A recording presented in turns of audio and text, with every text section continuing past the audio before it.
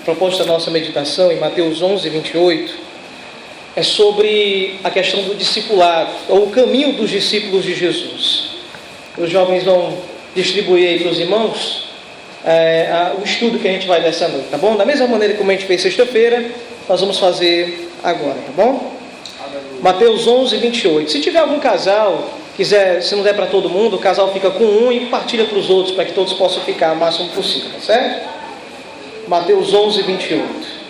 Diz assim a palavra de Deus: Vinde a mim todos os que estão cansados e oprimidos, e eu vos aliviarei. Tomai sobre vós o meu jugo e aprendei de mim, que sou manso e humilde de coração, e encontrareis descanso para as vossas almas, porque o meu jugo é suave e o meu fardo é leve. Amém. Podemos tomar assento.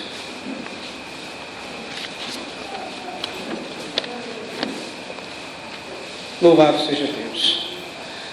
Bem, meus irmãos, na sexta-feira nós estamos aqui nos propondo, durante os próximos cultos, meditar sobre o tema Igreja Vitoriosa. E para uma igreja ser vitoriosa, ela precisa estar dentro do padrão da palavra de Deus, dentro daquilo que Deus propôs para poder abençoá-la. Hoje o termo vitória está completamente banalizado no meio das pregações, porque vitória hoje se resume apenas à conquista material, a bens materiais, longe daquilo que Deus propôs como sendo a vitória que Ele prometeu na Bíblia. Afinal de contas, alguém pode perguntar: pastor, qual é a vitória que Deus prometeu na sua palavra? Qual foi a grande e maior vitória que Ele prometeu para nós? Foi a vitória sobre o pecado, a vitória sobre o maior de todos os nossos inimigos, a fonte de toda a desgraça humana, o pecado. Cristo ele falou em João capítulo 8, dizendo: vocês conhecerão a verdade. Mas quem é a verdade? De acordo com João 14,6, é Ele mesmo, quando Ele diz: eu sou o caminho, a verdade e a vida. Então Ele diz: eu sou a verdade, então conhecereis a verdade, e a verdade libertará vocês. O grande brado de vitória que o ser humano pode dar quando conhece Jesus é o brado de vitória sobre aquilo que estava destruindo a vida dele. E a vida dele estava sendo destruída pelo pecado, por uma vida afastada de Deus, por uma vida em desarmonia com Deus, uma vida longe dos caminhos de Deus.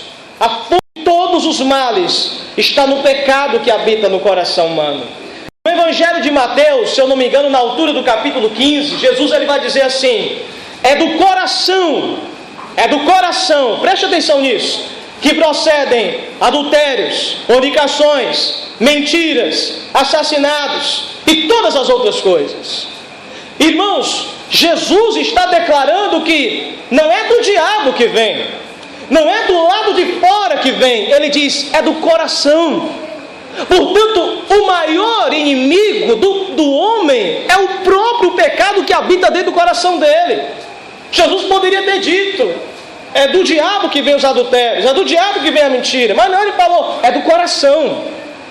Ou seja, essa tendência para a queda, para se corromper e para destruir, está dentro de nós, porque nós decidimos viver uma vida sem Deus. Mas, meus irmãos, Jesus, Ele se propôs fazer o quê? Ele se propôs nos salvar. Mas a salvação de Jesus, a vitória que Cristo quer nos proporcionar dentro desse grande tema, que é a igreja vitoriosa, que é andar na palavra dEle, a grande vitória é sobre esse pecado. Ser discípulo de Jesus, então, quer dizer o quê? É andar nos passos dEle. Então, nós separamos aqui 10 pontos, porque são muito mais do que esses 10 pontos, são muito mais verdades que estão depositadas nas páginas da Bíblia, que nós podemos entender o caminho do discípulo. Eu lhe pergunto: por que a gente tem que meditar, pastor, sobre o caminho dos discípulos? Como isso faz parte do tema Igreja Vitoriosa? Porque muita gente pensa, irmãos, que ser discípulo de Cristo se resume a isso que nós estamos fazendo agora aqui à noite. Eu sou discípulo de Jesus porque eu vim para a igreja, me sentei numa cadeira e eu ouvi o pastor pregar. Eu sou discípulo de Jesus porque eu escolhi uma igreja para poder ali dar as minhas ofertas. Eu sou discípulo de Jesus porque eu carrego uma Bíblia debaixo do braço. Eu sou discípulo de Jesus porque eu gosto de cantar hinos evangélicos. Eu sou discípulo de Jesus porque eu encontro outro irmão no meio da rua e eu saúdo ele com a paz do Senhor. Mas não é isso. Não é isso que faz alguém discípulo de Cristo. O caminho do discípulo é uma experiência de vida maravilhosa. São experiências de vida extraordinárias. Irmãos, Cristo nos abre o entendimento para compreender a vida, o mundo, o universo, o projeto original de Deus, que é de nos reconciliar com Ele, é de nos fazer voltar em harmonia com o Todo-Poderoso, desfrutar da Sua presença, usufruir da Sua paz, se encher da alegria que jamais acaba. Aleluia! É verdade que o homem diz que a maior sede que o homem tem é de felicidade. Mas se o homem, a maior sede do homem é felicidade, preste atenção nisso.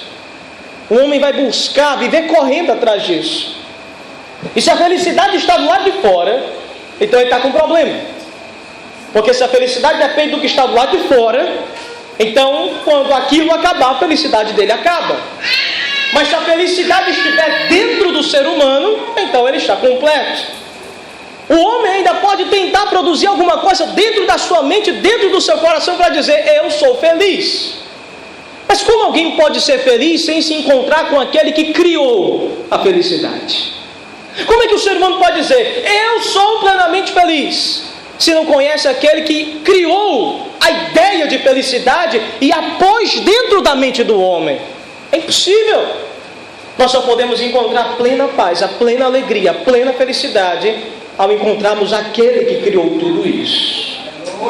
Por isso, discípulo de Jesus, o que é ser discípulo? O que é caminhar com Jesus? É aprender com as experiências dele, é andar ao lado dele, é ouvir a voz dele e entender como cada questão da vida Jesus está ali para nos ensinar. Então eu separei 10 pontos. Vamos ao primeiro. Quando os discípulos começaram a caminhar com Jesus, eles entenderam muitas coisas. Dentre elas, a primeira que nós separamos aqui: os discípulos aprendem a enxergar as pessoas e a vida como Cristo enxergava. Os discípulos se preocupavam e se maravilhavam com o quê? Com as grandezas materiais. E aqui temos Marcos 13:1. O que diz Marcos 13:1? E saindo ele do templo, disse um dos seus discípulos: Mestre, olha que pedras, que edifícios. Primeiro ponto dessa noite: ser discípulo de Jesus, você só pode se considerar discípulo dele se você aprende a valorizar as coisas, enxergar as coisas, o mundo e as pessoas como ele enxerga.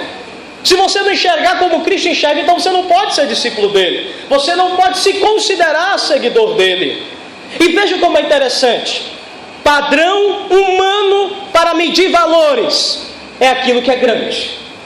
Até os próprios discípulos que estavam andando com eles, você reconhece isso. Quando Jesus chegou em Jerusalém, ele chegou no cartão postal da cidade de Jerusalém. Qual era o cartão postal da cidade? O maravilhoso templo que Salomão construiu. Muitos acessórios do templo eram banhados a ouro. O templo era magnífico, era a maravilha da nação de Israel. Pessoas vinham de diversas nacionalidades da Europa e até da Ásia para poder visitar o templo de Salomão e conhecer a sua glória.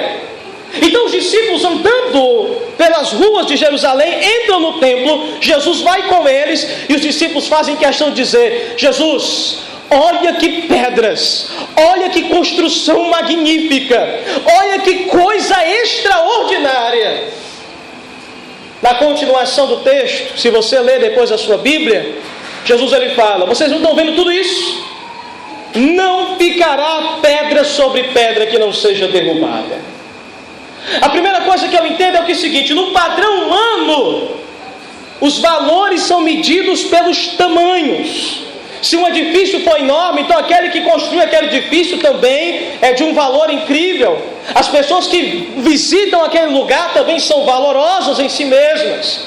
Mas Jesus está dizendo que a grandiosidade daquilo que o homem constrói não significa a mesma coisa para Deus. Meus irmãos, é o que está acontecendo nos dias de hoje. Muitas pessoas são contagiadas pela ideia de visitar um templo que possam possuir 4.000, 5.000, 10.000 lugares. Hoje existe uma corrida, não é só no meio evangélico não, é no meio até inclusive católico também. Quem constrói o maior santuário? Quem constrói o maior templo? Quem consegue aglomerar a maior quantidade de pessoas em um lugar? Quem consegue dizer que possui o maior e melhor templo? Olha como parece com os apóstolos, que cutucavam Jesus e diziam: olha Jesus, nós temos o maior templo e o templo mais bonito que existe. E Jesus então desaba com a ideia de templo quando ele fala: está vendo tudo isso aqui? Para Deus não vale mais nada. Para Deus não vale mais nada. Deus não prioriza mais este lugar.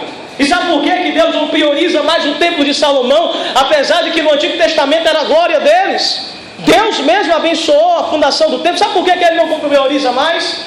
Porque depois de Jesus, o que se valoriza não são construções, o que se valoriza são pessoas. E lá em 1 Coríntios o apóstolo Paulo vai dizer: vocês agora que são o templo do Deus vivo e a morada do Espírito Santo. Por isso, preste atenção a uma coisa nessa noite. Jesus, se entrasse aqui neste templo agora, ele não iria notar como estão as telhas, como estão as cadeiras, como está a fiação, como está o piso dessa igreja. Ele ia entrar neste lugar e ele iria sondar o coração daqueles que estão aqui. Jesus iria provar o valor de cada um, como cada um está vivendo, como cada um está o obedecendo, como cada um está vivendo em harmonia com ele. O padrão de Deus não é igual ao padrão humano. Muitas pessoas poderiam elogiar um pastor e dizer assim: pastor, o senhor está de parabéns porque o templo que o senhor construiu foi magnífico. Mas, meus amados irmãos, o maior valor que há é no coração e na obediência do povo que está entrando dentro do templo. A maior riqueza então aqui do ministério é saber se você vive uma vida santa. Então eu posso dizer: que igreja magnífica, que igreja abençoada. Porque a igreja não é medida pelo valor das suas paredes, a igreja é medida pela santidade dos crentes que estão ali se congregando. Se você vive em santidade, se você vive em obediência, esse é o valor que Jesus valoriza, ele proporciona. Olha a segunda coisa interessante. Mas Cristo também se importava com os pequenos e simples de coração. Marcos 10:13. Olha o que diz Marcos 10:13.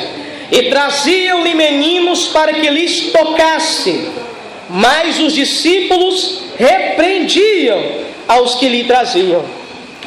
Olha que coisa interessante. Também na nossa sociedade é comum se valorizar pessoas pela condição financeira que têm, pelo conhecimento intelectual que elas possuem e pela experiência de vida. 3 coisas, né? Saúde financeira, condição intelectual e experiência de vida. Por isso é valorizado as pessoas da nossa época. Você consegue entender também que na época de Jesus era parecido? Então entenda comigo: se você vive numa sociedade que quem vai ser valorizado é quem tem isso, dinheiro, inteligência e experiência, então o que uma criança tem para ser considerada importante? Eu estou falando aqui dentro desses critérios. Veja que os próprios discípulos de Jesus não queriam que as crianças chegassem a Jesus para que Jesus as tocasse e as abençoasse.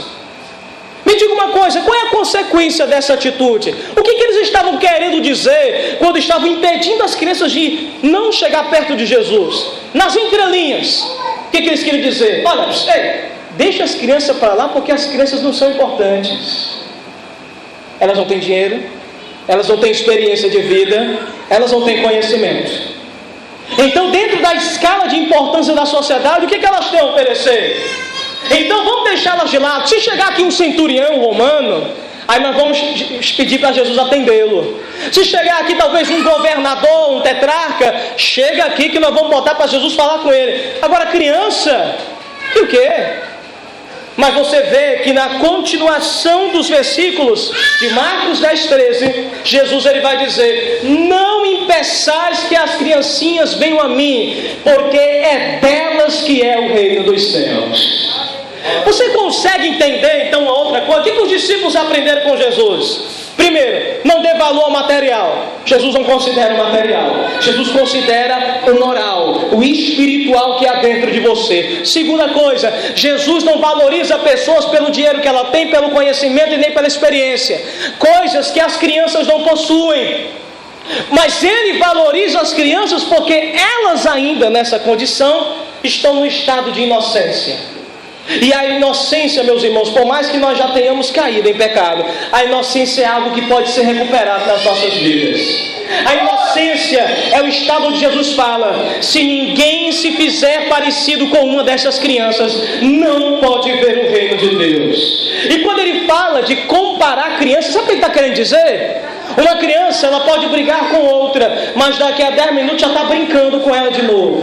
Ela tem facilidade para perdoar, ela tem facilidade para lidar com a situação, ela tem facilidade para esquecer.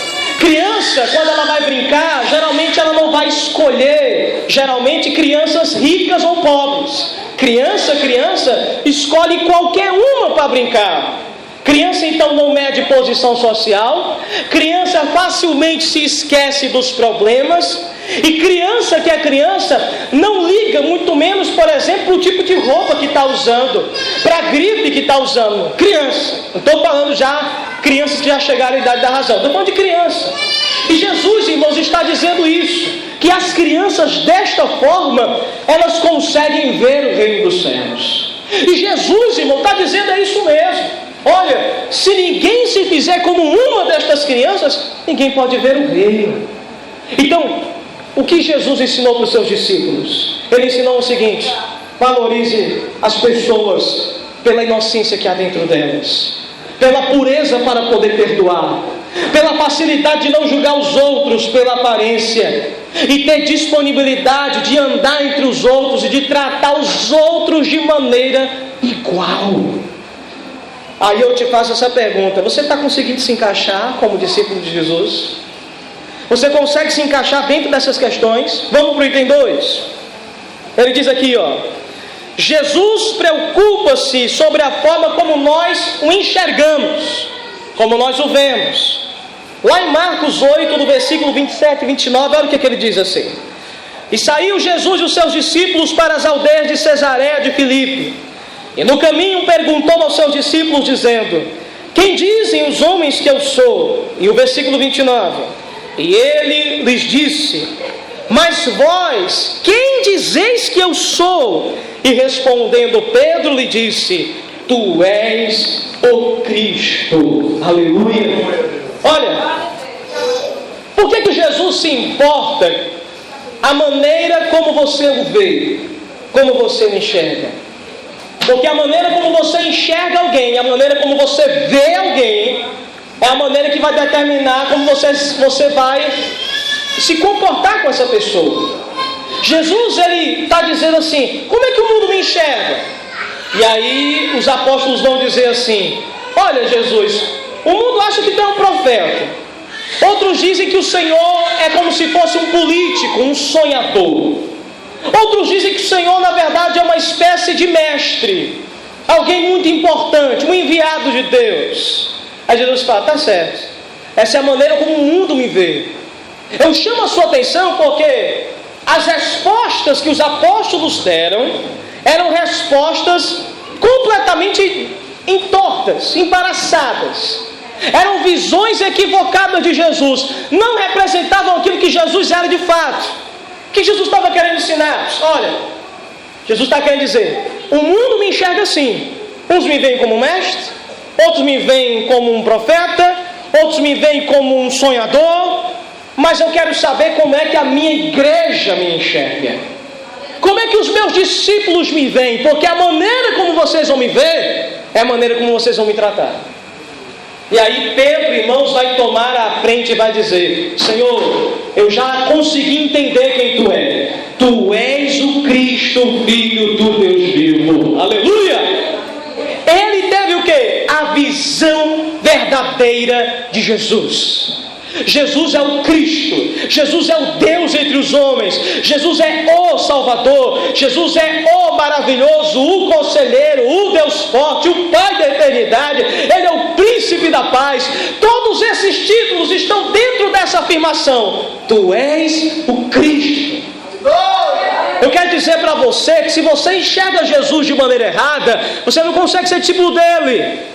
Pastor, mas como é que eu posso enxergar Jesus de maneira errada? Enxergando como muita gente tem enxergado. Jesus é quem? Sonhador. É um profeta. Você tem que enxergar Ele como seu Senhor. Enxergar Ele como Senhor significa Ele vai ditar as normas de sua vida. Ele vai declarar os caminhos pelos quais você deve andar. Ele vai direcionar os seus passos. Ele vai dizer as suas decisões. Enxergar Jesus de maneira errada é tratá-lo de maneira errada e não conhecê-lo como Ele é. Pedro conheceu: Ele é Cristo, Ele é Senhor, Ele governa a minha vida. Então o discípulo aprende a enxergar Ele como deve ser enxergado. Olha a questão 3 também. Aos discípulos está reservada a intimidade e a sabedoria para entender os mistérios do reino celestial. Lá em Marcos capítulo 4, versículo 34. E a Bíblia diz assim, e sem palavras, sem parábolas, nunca lhes falava, porém tudo declarava em particular aos seus discípulos. Ou seja, quem se propõe a ser discípulo de Jesus paga um preço para ser o seu discípulo, mas também tem bênçãos que ele recebe nessa atitude de se tornar discípulo. Uma delas é entender o reino dos céus. É interessante como pessoas que ainda não tiveram uma experiência de salvação, irmãos, abrem a Bíblia, leem e não entendem nada. A Bíblia não possui uma linguagem extremamente complicada. Por exemplo, existem livros de cursos técnicos muito mais difíceis. Por exemplo, uma pessoa com estudo mediano vai abrir um livro de mecânica para entender o que é um carro, e tem palavras e conceitos muito mais complicados do que as parábolas de Jesus.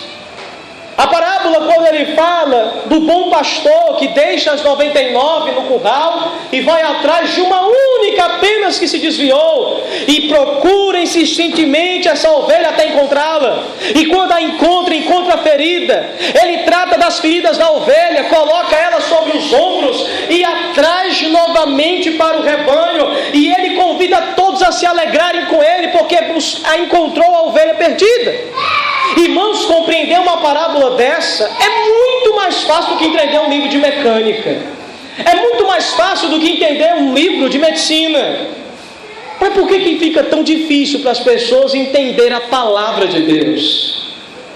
Porque Deus resolveu dar a compreensão mais profunda de sua palavra àquele que se dispõe, para aquele que se dispõe ser seu discípulo. Então isso é um fato. Se você assume, pastor, eu quero ser discípulo de Jesus, então os mistérios do reino dos céus vão ser revelados para a tua vida. Você vai entender a palavra realmente vai ser luz para o teu caminhar, vai ser lâmpada para teus pés. Mas aqueles que não querem ser discípulos, a Bíblia, mesmo nas afirmações mais simples dela, vai ser de difícil entendimento para você. Vamos agora a outra verdade. O que nós aprendemos? Quarta verdade.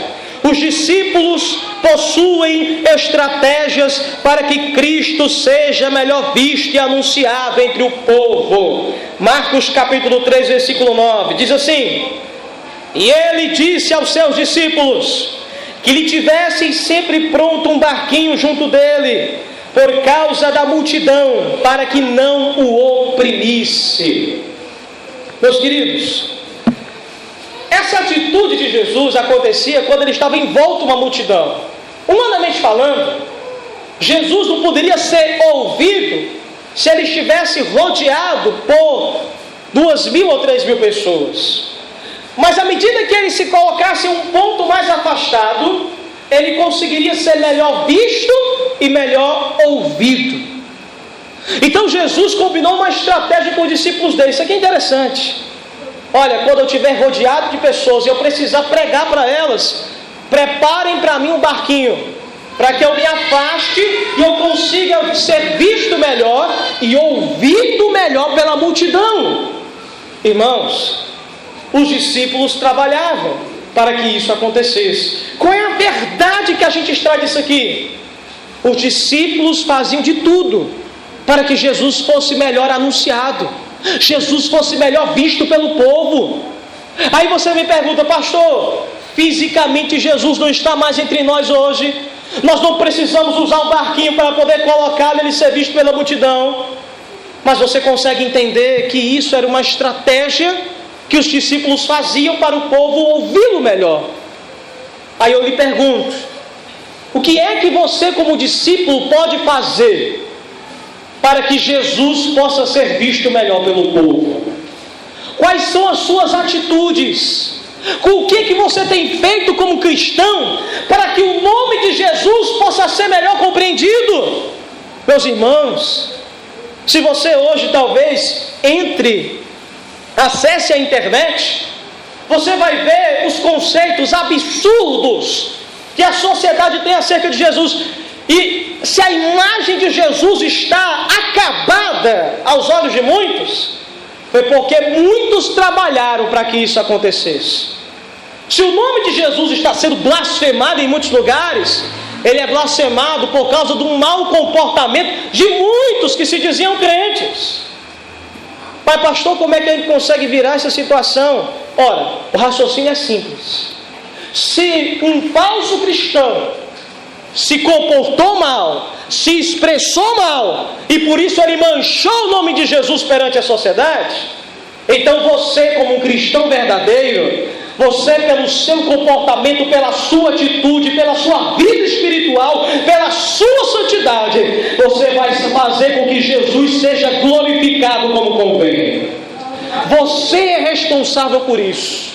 Você que tem essa missão. Como os discípulos se preocupavam para que o povo ouvisse Jesus melhor, você precisa se preocupar: como é que eu faço, Senhor? Como é que eu faço para poder exaltar o teu nome? O que eu posso fazer para poder exaltar melhor o teu nome na minha família, no meu trabalho, no meio da minha vizinhança? Senhor, eu faço culto campal. Senhor, eu faço um período de oração. Me diga, Senhor. Meu Deus, eu ajudo alguém de maneira voluntária, eu ajudo aquela pessoa a carregar as compras dela, eu ofereço meu carro para poder levar alguém para o hospital. Me diga, Deus, me diga uma forma que eu possa glorificá-lo. Eu quero fazer de tudo para que os homens vejam Jesus na minha vida. Aleluia! Então guarda essa verdade. Os discípulos aprenderam estratégias para que Jesus fosse visto melhor. Quinta verdade: os discípulos aprenderam durante a caminhada que o amor se prova por atitudes e não somente com palavras. E aqui tem um primeiro ponto interessante. Nessa primeira passagem, os apóstolos queriam declarar o amor que eles tinham por Jesus, e eles falaram isso. Mateus 26, 35. Olha o que os apóstolos disseram. Disse-lhe Pedro: ainda que me seja necessário morrer contigo, não te negarei. E todos os discípulos disseram o mesmo. Poxa vida, é tão fácil dizer isto, não? Senhor, eu estou disposto a morrer por ti. Senhor, eu estou disposto a dar minha vida por ti. Senhor, eu faço o que for necessário para te glorificar. Eu te amo, Senhor. Tu és o dono da minha vida. Mas é fácil falar. Os apóstolos declararam que estavam dispostos a morrer. Mas olha depois o versículo seguinte: eles não conseguiram nem dominar um simples sono para poderem ajudar Jesus. Mateus 26, 36 e 40, ele diz assim, então chegou Jesus com eles a um lugar chamado Getsêmani, e disse aos discípulos: assentai-vos aqui enquanto vou além orar. Olha agora o versículo 40. E voltando para os seus discípulos, achou eles adormecidos, e disse a Pedro: nem uma hora pudestes orar comigo? Você já passou por essa situação? Você declara morrer de amores por Jesus. Diz que, se possível for, faria grandes sacrifícios por Ele. mas nas coisas mais básicas da vida de crente, você tem falhado. Jesus aqui não pediu para que os apóstolos morressem por ele, não. Jesus pediu só o seguinte: orem apenas 1 hora comigo, porque a minha alma está angustiada com angústia de morte. Orem só 1 hora comigo. E diz a Bíblia que quando Jesus voltou, estava todo mundo dormindo. Meus irmãos, como é que alguém declara que está disposto a morrer pelo outro e não consegue ficar em estado de atenção e de vigilância 1 hora por aquele quem diz que está disposto a morrer? Você consegue entender essa verdade? Meus irmãos, o próprio Jesus acabou demonstrando que nós somos fáceis em fazer promessas para Deus. Somos fáceis com as nossas palavras dizer: eu estou disposto a fazer tudo para Deus. Mas na hora do vamos ver, a gente fala em coisas simples: orar, ler a palavra, perdoar, deixar a mágoa para trás para não atrapalhar a tua vida espiritual. Coisas simples os homens têm perdido. Em coisas simples o nosso amor por Jesus falha. Então Jesus quis mostrar com o seguinte: ei, de palavra eu já estou cheio, todo dia eu ouço palavras, eu quero atitudes, eu quero prática, eu quero comportamento. Jesus quer comportamento de mim e de você, porque na hora do vamos ver, não são as palavras que vão declarar o nosso amor por Jesus, são as nossas ações. Vamos ao próximo ponto, sexta verdade: deve-se renunciar em tudo que lhe embaraça no reino de Deus. O discípulo deve tomar a atitude de dizer: eu renuncio, eu abdico, eu renego tudo, por mais prazeroso que seja para mim, que possa me atrapalhar no meu contato com Jesus. Mateus 16, 24, ele vai dizer assim: então disse Jesus aos seus discípulos: se alguém quiser vir após mim, renuncie-se a si mesmo, tome sobre si a sua cruz e siga-me. Eu faço agora o seguinte questionamento sobre a questão de renúncia. Eu pergunto assim: você já parou para pensar que talvez haja ainda alguma coisa que você precisa renunciar para que você possa ter mais intimidade com Deus em sua vida? Pastor, já sou crente há 10 anos, há 15 anos, eu acho que não tem mais nada. Aí eu lhe pergunto: será? Será? Será que não tem alguma coisinha que você precisa consertar melhor? A palavra fala em Filipenses 1,6 que aquele que começou a boa obra, que é a salvação, ele vai aperfeiçoar. Então eu acredito que tem muita coisa que precisa ser aperfeiçoada na nossa vida.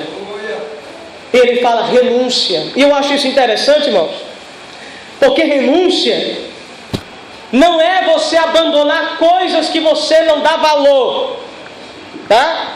Por exemplo, você está saiu aqui do culto, depois aqui da igreja, andou pela calçada e de repente uma moedinha de 10 centavos cai do seu bolso.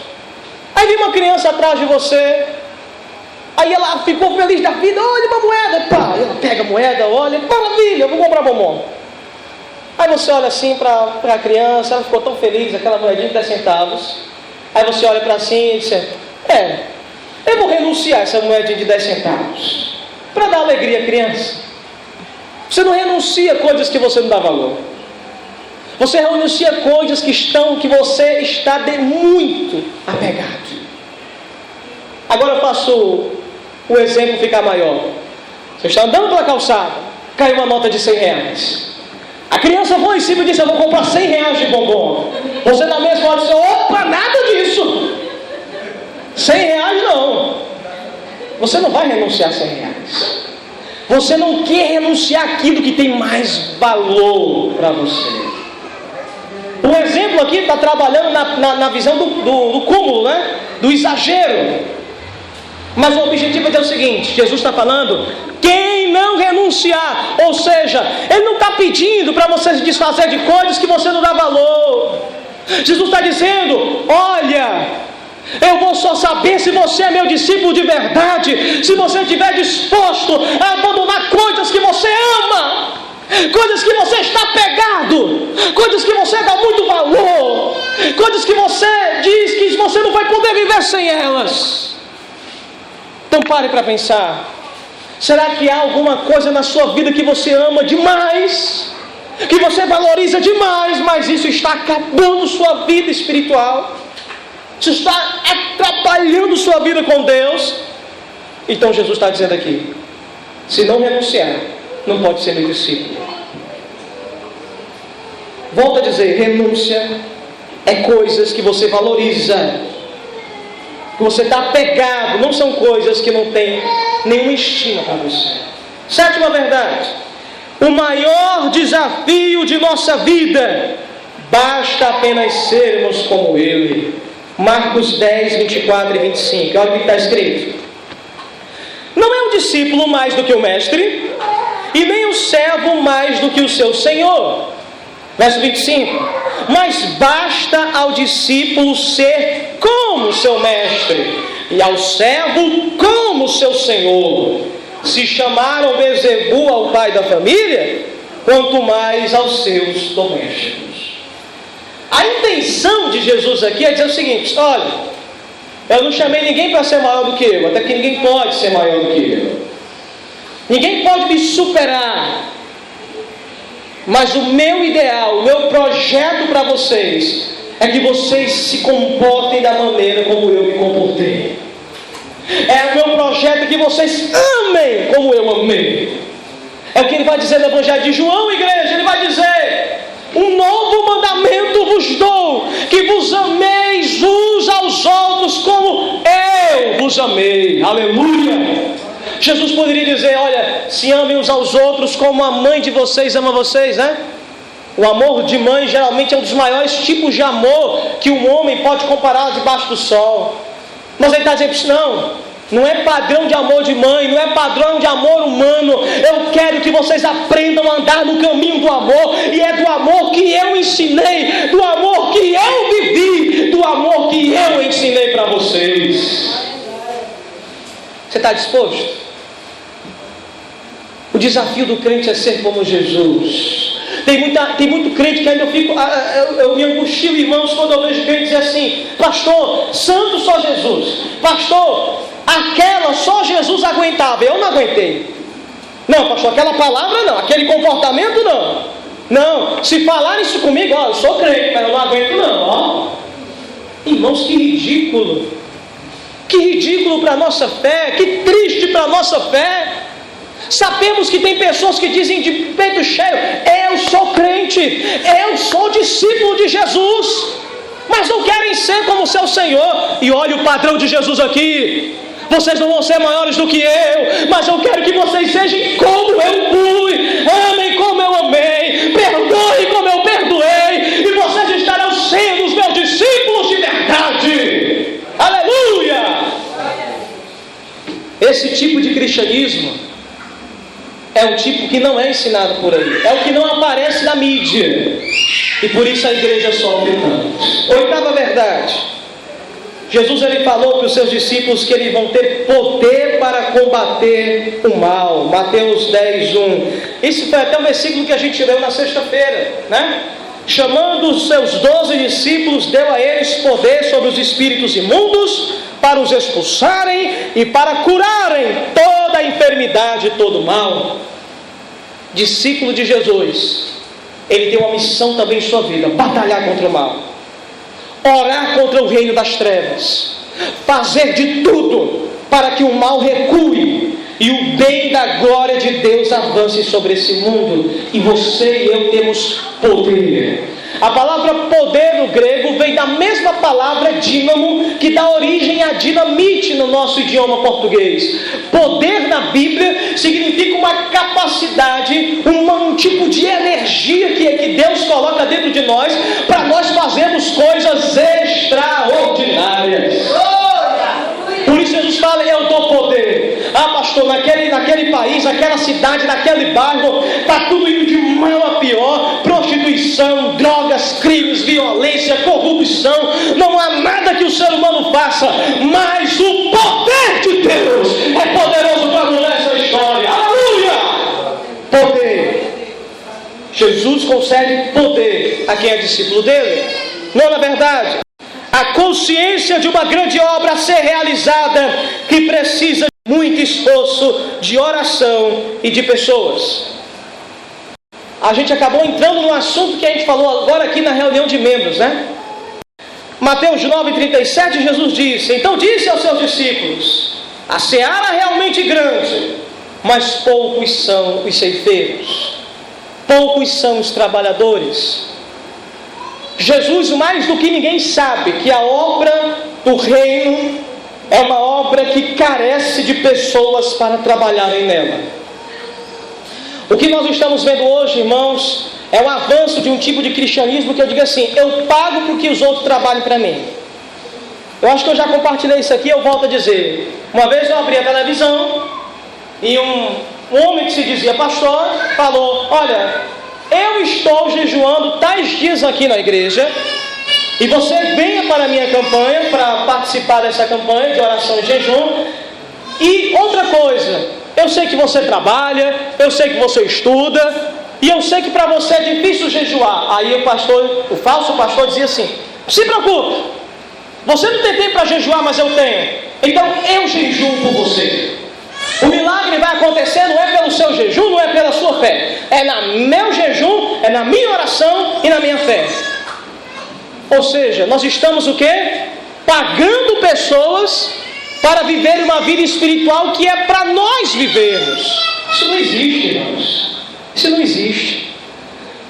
Jesus ele falou: poucos são os trabalhadores, mas o que ele quer é isso: orem ao Deus da seara que mande mais trabalhadores para a seara. O que Jesus está querendo dizer? Ei, ore a Deus. Aí quando você começar a orar a Deus, Deus envia mais pessoas para evangelizar. Aí Deus vai dizer assim: então vai evangelizar. Deus envia pessoas para hospitais, então separe um dia no mês para poder visitar o hospital. Deus envia pessoas para poder discipular. Aí Deus vai lá e começa a discipular.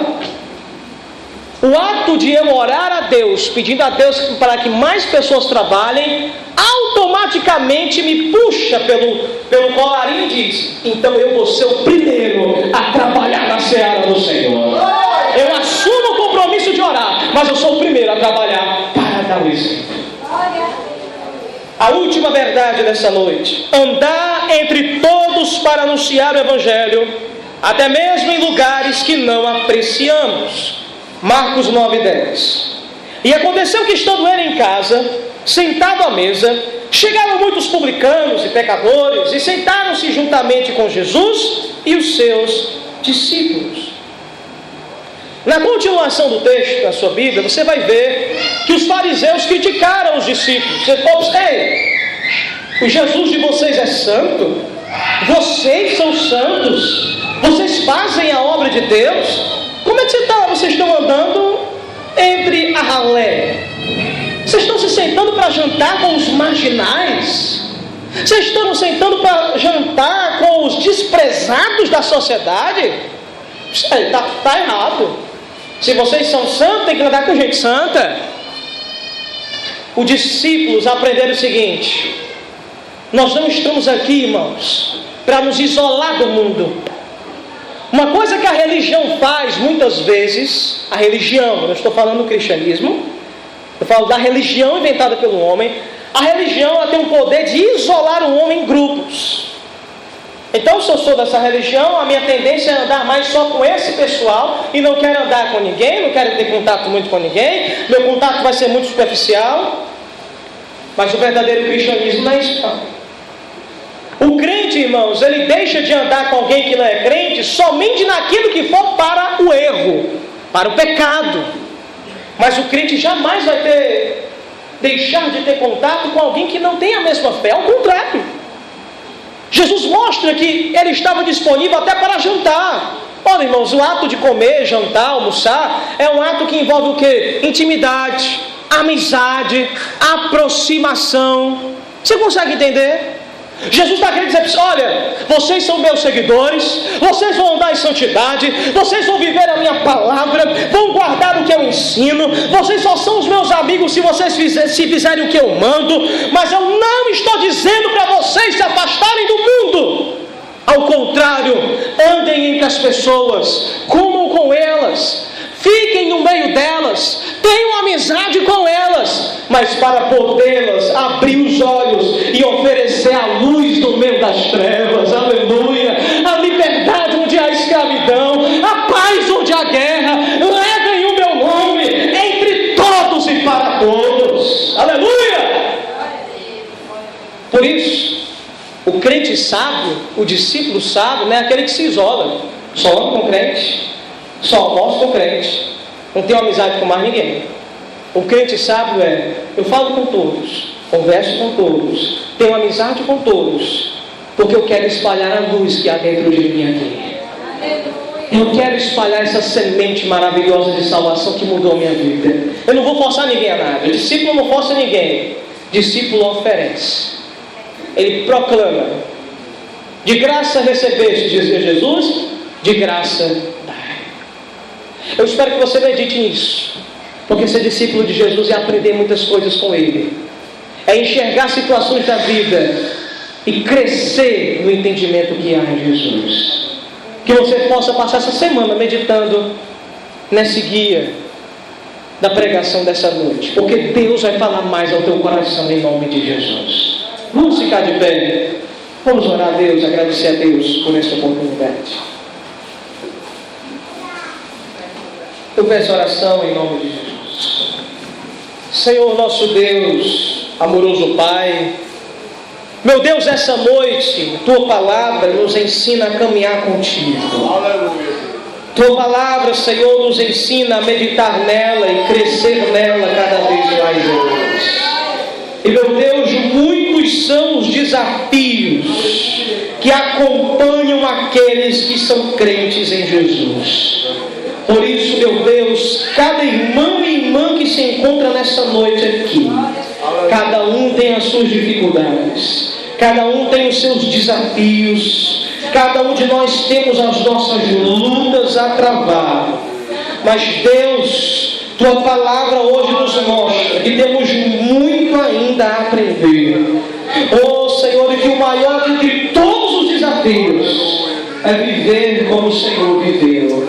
Porque é dessa forma que vamos agradecer a tão gloriosa salvação que Tu nos concedeu. Faz, meu Deus, a Tua igreja meditar durante essa semana. Leva o Teu povo em paz, guardando, protegendo, livrando dos males dessa terra. E que se por acaso, Deus, nesta semana, alguma tempestade se abater sobre nossas vidas, que o Espírito de Deus lembre ao povo que o Senhor foi aquele que andou sobre as águas da tempestade. O Senhor foi aquele que tirou das águas, meu Deus, Pedro quando estava afundando. E o Senhor foi aquele que por uma única palavra a tempestade cessou e os céus se abriram sobre os discípulos.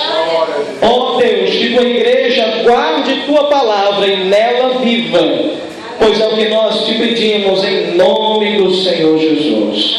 E que o amor de Deus, o nosso Pai, a graça bendita de Jesus, o seu Filho, e a comunhão com o Espírito Santo repouse sobre o povo do Senhor, hoje e sempre. Amém e amém. Salve de palmas ao Senhor.